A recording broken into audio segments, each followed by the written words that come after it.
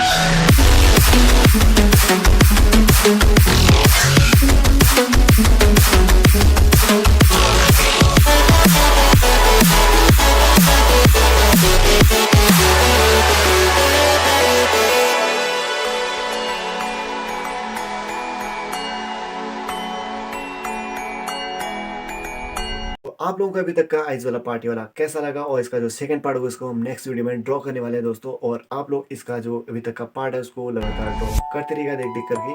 तो मिलेंगे आपको गाइस नेक्स्ट वीडियो पे। तब तक के लिए guys take care, thank you, bye bye दोस्तों। अपना ख्याल रखिएगा। नमस्ते।